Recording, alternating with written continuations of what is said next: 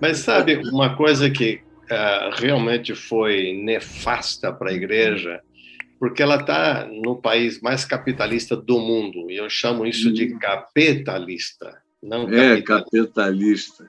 Capitalista. E esse capitalismo entrou na igreja, né?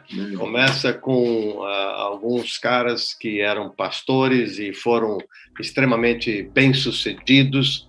E então, agora, há essa ambição, inclusive, isso contaminou o Brasil e outros lugares, na América Latina e na África. O pastor é um CEO, ele é um CEO, ele é um cara.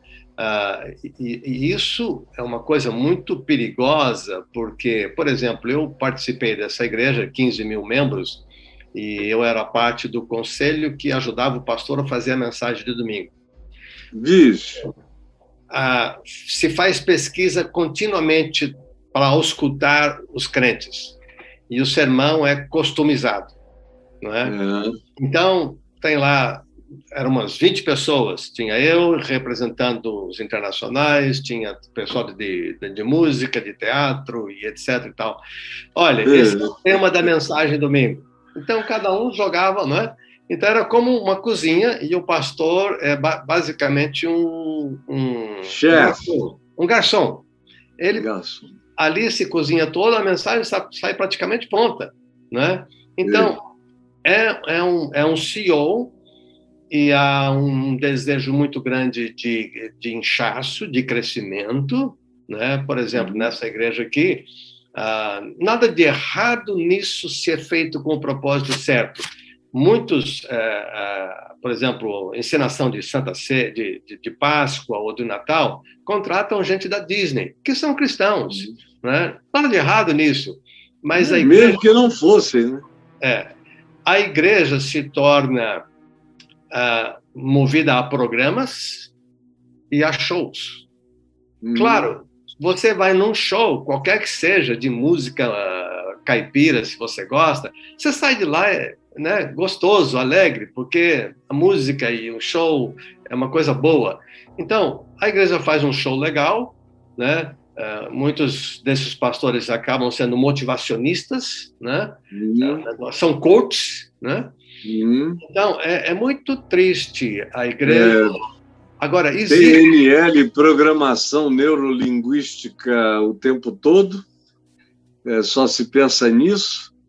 E, além disso, eu acho que uma das coisas desastrosas foi a derrocada do modelo imagem do Billy Graham no século XX, que não houve transferência daquele legado para o século XXI. Nem para o filho dele. Não, pois é, era isso que eu ia dizer. E o próprio DNA dele veio para o século XXI corrompido e corruptor.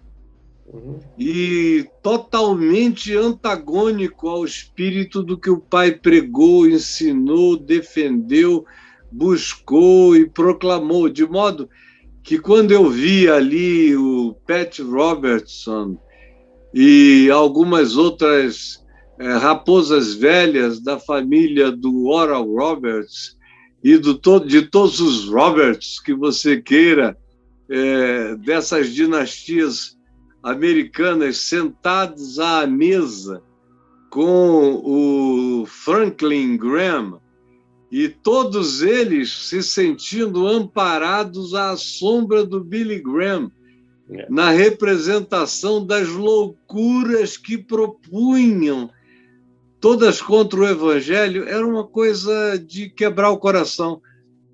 Eu telefonava para alguns amigos, especialmente nos últimos 3 anos, aí nos Estados Unidos, e eu perguntava, escuta, o que você está vendo? E eu não vou dizer que amigos eram esses, porque eles têm lá seus próprios nomes e seus interesses e tudo mais. No entanto, eu ouvi a mesma coisa, de que ninguém podia, nem nas piores elucubrações, nem no pesadelo mais funesto, imaginar que o desfecho de décadas e décadas e décadas de evangelização, de pregação, de encontros para evangelização do mundo, em Berlim, e Lausanne, e Amsterdã, e tantas outras coisas, e Singapura, e os CLADs 1, 2, 3, todos financiados pelo mesmo espírito, e os encontros asiáticos variados, tudo no melhor espírito. Vamos fazer Jesus conhecido na nossa geração. E o versículo-chave é: e esse evangelho do reino será pregado em todas as nações, então virá o fim. E aí, de repente, meu amigo, o que acontece é uma loucura. Vai ficando todo mundo surtado para aparecer em capa de Newsweek, de revista Time.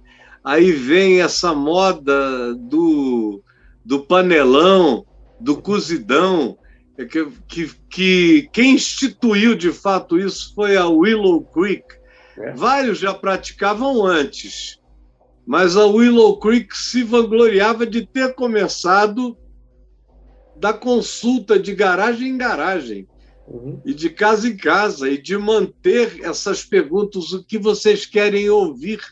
Era pesquisa de mercado. Aí, quando você faz pesquisa de mercado para pregar o evangelho, não tem como você manter o evangelho não pervertido, porque frequentemente você tem que pregar o evangelho contra a vontade de todos os ouvintes. Você tem que realizar aquele ato profético, ao fim do qual você pergunta: quereis vós também retirar-vos? Porque, se quiserem, podem ir, porque eu não vou arredar um pé disso aqui. Tem muita crença e pouca convicção do evangelho. Muita crença, né? Então, Jesus é uma grife, né? Eu, por exemplo, fui numa igreja recentemente que eu tinha prometido que eu não ia, uma igreja lá de Minas Gerais que mudou para cá, e do dia para a noite, com muito dinheiro e com marketing, etc., eles arrastaram quase a população brasileira das outras igrejas, e do dia para a noite, literalmente, começaram o primeiro culto com 350 pessoas, o segundo tinha 500 pessoas, hoje eles têm alguns milhares de pessoas.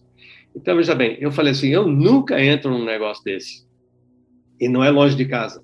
Mas um dia, por um evento empresarial, ou etc. e tal, porque eles dão muita ênfase a isso, eu acabei indo lá. Então, o que eu ouvi foi o seguinte, e me deu muita tristeza, para ser bem sincero, porque se diziam coisas estapafúrdias, mas de vez em quando se gritava Jesus, Jesus, etc. Então, quem não sabe é ludibriado, porque você está num lugar em que, primeiro, tem nome de igreja, o cara está com a Bíblia na mão, e ele fala o nome de Jesus, você pensa: esse é o evangelho, porque o povo tem preguiça de ler, tem preguiça de estudar, né? E se o sacerdote não tem temor de Deus, né? É isso que acontece.